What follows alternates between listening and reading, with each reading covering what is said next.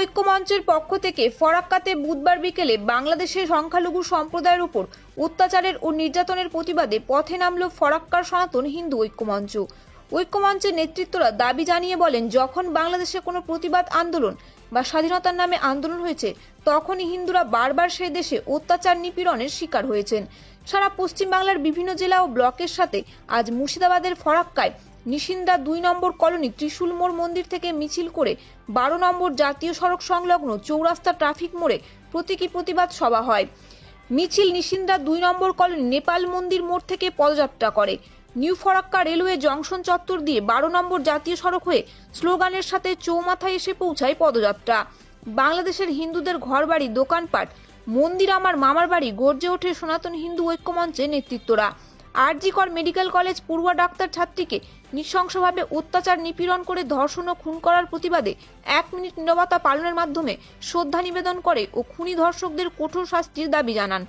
আজকের এই সভায় উপস্থিত ছিলেন সনাতন ঐক্য মঞ্চের ধর্মাবলম্বী নেতৃত্ব ও মানুষজন। বাংলাদেশে এবং শুধু বাংলাদেশের পরিস্থিতি হতে পারে, বাংলাদেশে আগুন লেগেছে, কিন্তু বাংলাদেশের পার্শ্ববর্তী এলাকা পশ্চিমবঙ্গের মালদা, মুর্শিদাবাদ, দিনাজপুরের মতো এলাকা রয়েছে। পাশের বাড়ির আগুন, এটা ভাববেন না আপনার ঘরে লাগবে না। পাশের আগুনের আজ আপনার ঘরে আসতে পারে। এখন থেকে হিন্দুদের সচেতন হওয়ার প্রয়োজন আছে। মৌলবাদী শক্তি জামাতে ইসলামী যারা, তাদের স্লোগান হচ্ছে ভারত যাদের মামার বাড়ি, বাংলা ছাড়ো তাড়াতাড়ি। তাদেরকে জানাতে চাই, আজ যদি ভারত সমস্ত বর্ডার সিল করে দেয়, তারা না খেয়ে মরে যাবে। আজ যদি ফরাক্কা ব্যারেজ থেকে জল বন্ধ করে দেওয়া যায়, তাদের দেশে জলের হাহাকার পড়ে যাবে। আজ ভারতবর্ষে যদি চিকিৎসা ব্যবস্থা তাদেরকে সুযোগ সুবিধা থেকে থাকে, হিন্দুরা জেগেছে, হিন্দুরা বাংলাদেশে ভেঙে গেছে, এটা ভুল ধারণা। এটা অন্যরকম ভাবে দেখানো হচ্ছে। যদি আমরা তোমরা ভাই ভাই হই, তাহলে অমরনাথ যাত্রীকে ১,২০,০০০ সেনা কেন লাগে ভাই? আর হজ যাত্রীদের জন্য তো কোনো সেনা লাগে না। তাহলে আমরা তোমরা ভাই ভাই কিসের ভাই? আমরা তোমরা ভাই ভাই কিসের?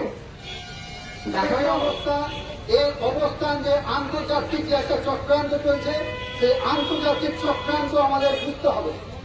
শেখ হাসিনা মাননীয় প্রধানমন্ত্রী বাংলাদেশের কদিন আগে তিনি ঘোষণা করলেন যে আমি যদি সেন্ট মার্টিন দ্বীপটা আমেরিকাকে ছেড়ে দিতাম, তাহলে আমাকে আর পরিচিত হতো না, আমাদের বাংলাদেশ ছাড়তে হতো না, আমাদের দেশ ছেড়ে পালাতে হতো না। কি আছে সেন্ট মার্টিন দ্বীপে? আমাদের আন্তর্জাতিক চক্রান্ত বুঝতে হবে।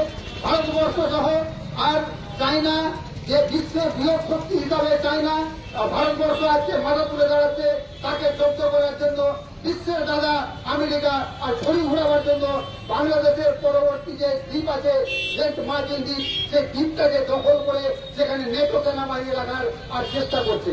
কিন্তু ভারত এবং চীনের সহযোগিতায় আমরা বারবার করে শেখ হাসিনাকে অনুরোধ করেছিলাম এই দ্বীপটা না দেওয়ার জন্য, কিন্তু শেষ রক্ষা আর হল না। যে ভয়াবহ ঘটনা ঘটল, তা গোটা বিশ্বকে আলোড়ন সৃষ্টি করেছে।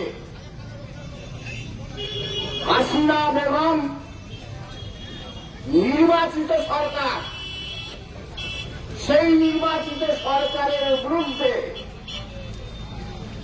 ওখানকার ছাত্র সংগঠনরা